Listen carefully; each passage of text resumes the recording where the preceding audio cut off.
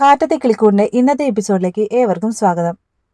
പതിവ് പോലെ സുഭാഷിനെ അടുക്കളയിൽ കാണാതെ വന്നപ്പോൾ നിധി സുഭാഷിനെ തിരഞ്ഞു നടക്കുകയാണ്.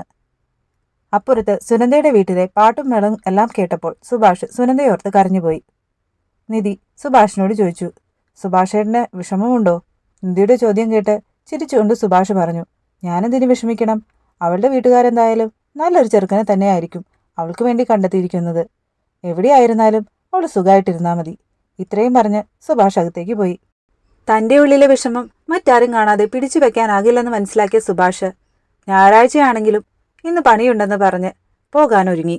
ഡ്രസ്സ് മാറാനായി സുഭാഷ് അകത്തേക്ക് പോയപ്പോഴേക്കും ചാർജ് ചെയ്യാനിട്ടിരുന്ന സുഭാഷിന്റെ ഫോണിലേക്ക് ബയ്യ വിളിച്ചു. ഇന്ന് വർക്കില്ലെന്നും വേറെന്തോ കാര്യം പറയാൻ വിളിച്ചതാണെന്നും ബയ്യ സുധീഷിനോട് പറഞ്ഞു. സുഭാഷ് റെഡിയായി ഇറങ്ങിയതും സുധീഷ് ചോദിച്ചു, ഇപ്പോൾ എന്തിനാ ഇവിടുന്ന് എസ്കേപ്പ് ആവുന്നതെന്ന് ഞങ്ങൾക്കറിയാം. അവരെന്ത് വേണമെങ്കിലും കാണിക്കട്ടെ സുഭാഷേട്ടാ. അപ്പോഴേക്കും ഭാസ്കരനെത്തി. കയ്യിലിരുന്ന കോഴിയിറച്ചി ഭാസ്കരൻ സുഭാഷിനെ ഏൽപ്പിച്ചു. സുഭാഷിന്റെ മനസ്സ് മനസ്സിലാക്കാതെ ഓരോന്ന് ചെയ്യുന്നത് എന്തിനാണെന്ന് ചോദിച്ച് ഭാസ്കരനെ എല്ലാവരും ചീത്ത പറഞ്ഞു. ഇത് കേട്ടപ്പോൾ നിധി പറഞ്ഞു, നിങ്ങൾക്ക് മനസ്സിലാകാത്തതുകൊണ്ടാ ഈ മൂഡ് മാറ്റാൻ വാങ്ങിക്കൊണ്ടുവന്നതാ. ഇതെന്തായാലും സുഭാഷേട്ടൻ കുക്ക് ചെയ്യണ്ട, ഞാൻ ചെയ്തോളാം. അങ്ങനെ നികേഷും നിധിയും കൂടി അടുക്കളയിലേക്ക് പോയി. അവരുടെ കൂടെ ഹരീഷും കൂടി. അടുപ്പ് കത്തിക്കാൻ നോക്കിയപ്പോഴാണ് ഗ്യാസ് തീർന്ന കാര്യം അവരറിയുന്നത്. അപ്പോഴേക്കും സുഭാഷ് എത്തി. ഗ്യാസ് ഇന്നലെ തീർന്നതാ, പുറത്ത് വിറകടുപ്പുണ്ട്, ഞാൻ വെച്ചുണ്ടാക്കി തരാം, സുഭാഷ് പറഞ്ഞു. പക്ഷേ അതാരും സമ്മതിച്ചില്ല. അങ്ങനെ സുഭാഷിനെ പറഞ്ഞു വിട്ടിട്ട് അവരെല്ലാവരും മുറ്റത്തെ വിറകടുപ്പിനരികിലേക്ക് പോയി. സംസാരിച്ചുകൊണ്ട് പാചകം ചെയ്തുകൊണ്ടിരിക്കുമ്പോഴേക്കും സുധീഷ് എത്തി.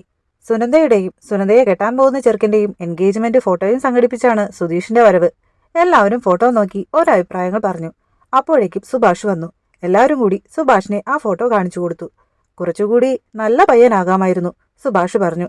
നിങ്ങൾ മാറിക്കോ, എന്തായാലും എല്ലാം അരിഞ്ഞു തന്നില്ലേ, ഇനി ബാക്കി ഞാൻ ഉണ്ടാക്കിക്കോളാം, നിങ്ങൾ കഴിക്കാറാവുമ്പോൾ വന്നാൽ മതി. അങ്ങനെ എല്ലാവരെയും പറഞ്ഞു വിട്ടിട്ട് സുഭാഷ് തന്നെ പാചകം ഏറ്റെടുത്തു. സുധീഷ് പറഞ്ഞു, ആ പയ്യന്റെ ഫോട്ടോ കണ്ട് അവൻ സുഭാഷേട്ടന്റെ അത്രയും ഗ്ലാമറില്ല എന്ന് മനസ്സിലായപ്പോൾ സുഭാഷേട്ടൻ പകുതി ഓക്കെ ആയി. ഇനിയിപ്പോ ബിരിയാണി കൂടി ഉണ്ടാക്കി കഴിയുമ്പോൾ പുള്ളി മുഴുവനായിട്ടും ഓക്കെ ആകും. ഇത് കേട്ട് നിധി ചോദിച്ചു, ആ ഫോട്ടോ കണ്ടാൽ സുഭാഷേട്ടൻ ഓക്കെ ആകുന്നത് എങ്ങനെയാ? എനിക്ക് മനസ്സിലാകുന്നില്ല. സുനന്ദയെ മറ്റൊരാളുടെ കൂടെ കാണുമ്പോൾ കൂടുതൽ വിഷമമാവുകയല്ലേ ചെയ്യുള്ളൂ. സുനന്ദയ്ക്ക് ഇത്തിരി കൂടി നല്ല ആളായിരുന്നെങ്കിൽ നന്നായിരുന്നു എന്നാ പറഞ്ഞത്. അവിടെ ഉള്ളിലുള്ള സ്നേഹ പുറത്തു വന്നത്, അല്ലാതെ നിങ്ങൾ പറയുന്നത് പോലെയുള്ള സന്തോഷമല്ല, നിധി പറഞ്ഞു. ഇതെല്ലാം ഭാസ്കരൻ പുറത്തിരുന്ന് കേൾക്കുന്നുണ്ടായിരുന്നു.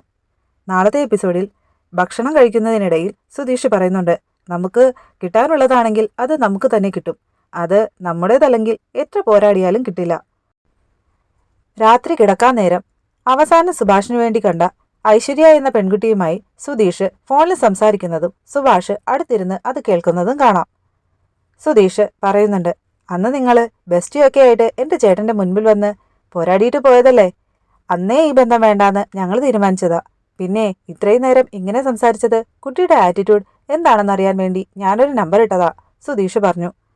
അപ്പോൾ നാളത്തെ എപ്പിസോഡ് നമുക്ക് കാത്തിരുന്ന് കാണാം. അതുവരേക്കും ബായ്.